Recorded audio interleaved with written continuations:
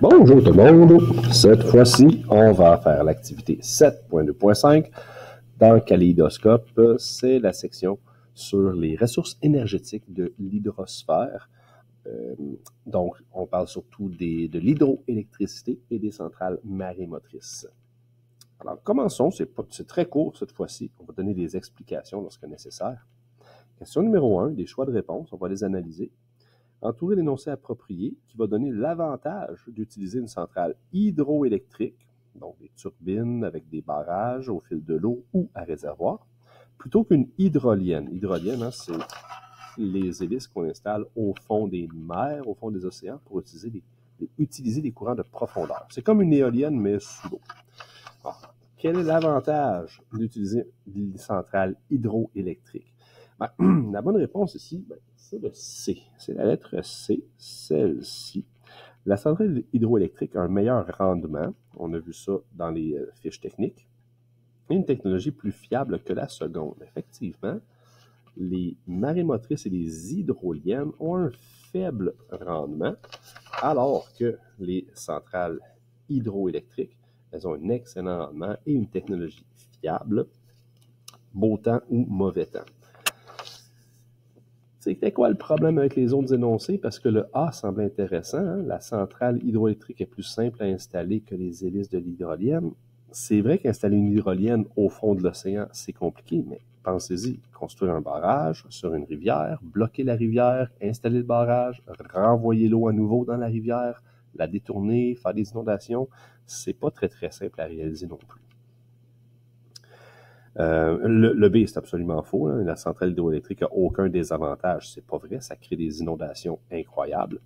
Puis aucun avantage l'une plus que l'autre. Ben non. Ici, on voit clairement qu'on a un meilleur rendement, une technologie plus fiable. Et ça ne va pas dépendre de la météo des océans, mettons des vagues ou de la marée. Alors, au numéro 2. Voici des types de centrales d'énergie. Hydroélectrique à réservoir, comme les grands barrages qu'on a fait, hydroélectrique au fil de l'eau, hydrolienne et marémotrice. Bien que ces centrales produisent de l'électricité à partir du mouvement de l'eau, elles ne présentent pas, on dirait que j'ai moins mal à la gorge comme ça, elles ne présentent pas tous les mêmes avantages ni les mêmes désavantages. Toutefois, quel avantage partagent-elles sur le plan environnemental?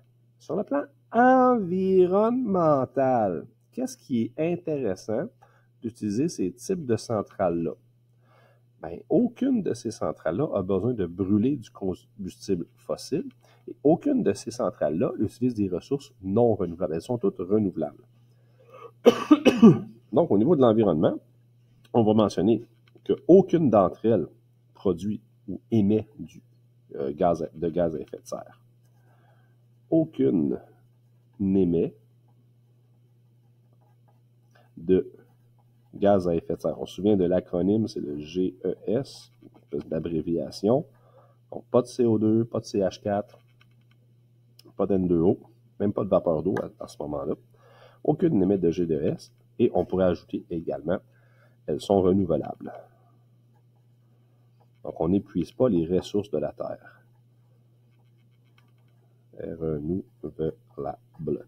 Ça veut dire qu'elles sont plus économiques parce qu'on ne va pas créer de rareté également aussi. Numéro 3.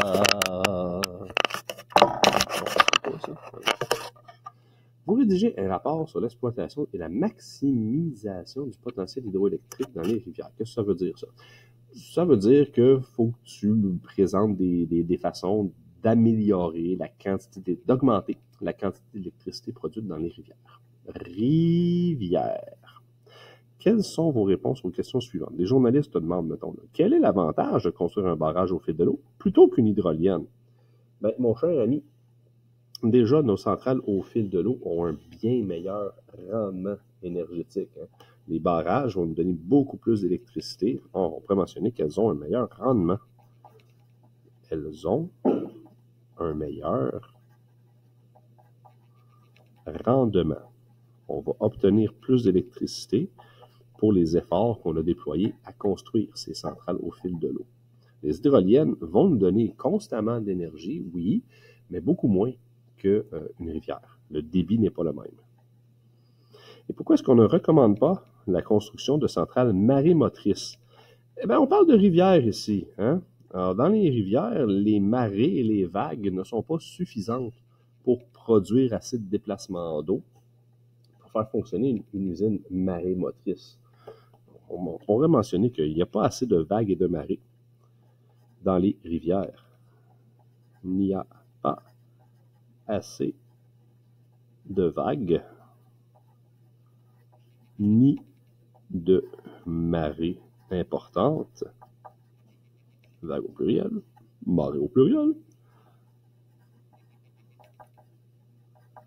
dans une rivière.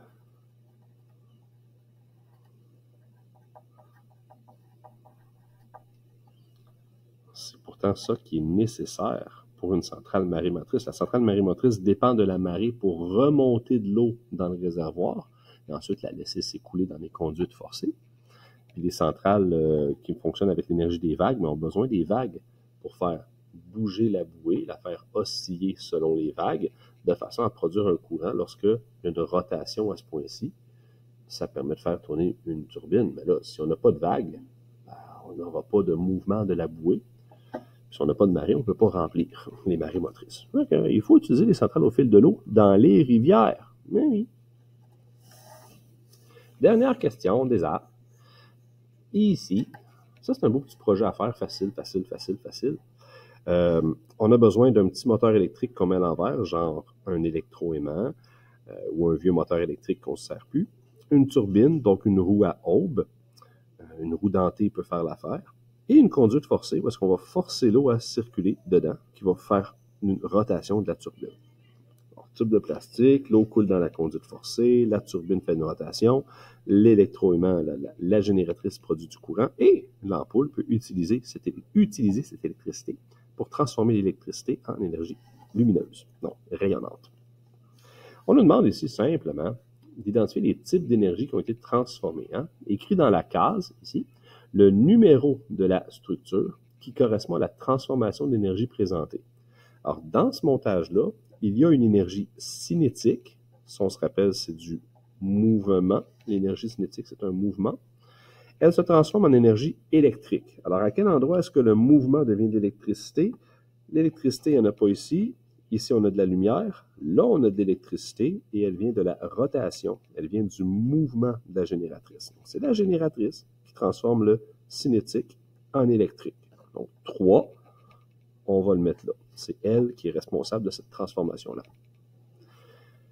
Quelle pièce transforme l'énergie électrique en énergie lumineuse? Qu'est-ce qui prend l'électricité et fait de la lumière? C'est l'ampoule. L'ampoule numéro 4 est responsable de cette transformation.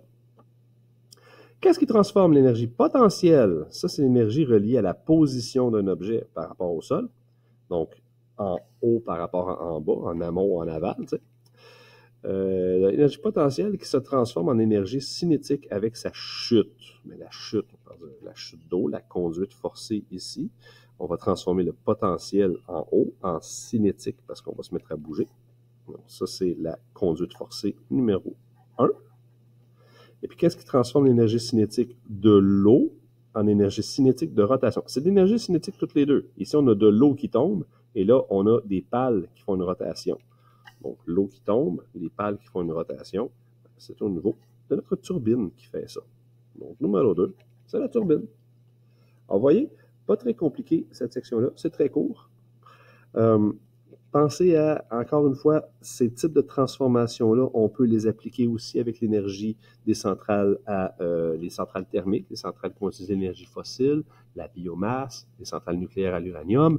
Dans tous ces cas, on va prendre une sorte d'énergie, ça peut être l'énergie chimique, hein, de la combustion, c'est l'énergie chimique, qui va devenir une énergie cinétique de vapeur d'eau, en énergie électrique avec la génératrice. Donc, on doit se souvenir de ces types de transformation d'énergie, peu importe la centrale qui l'a produite. Rappelez-vous surtout les avantages et inconvénients des deux types de centrales qu'on a vus avec l'hydrosphère.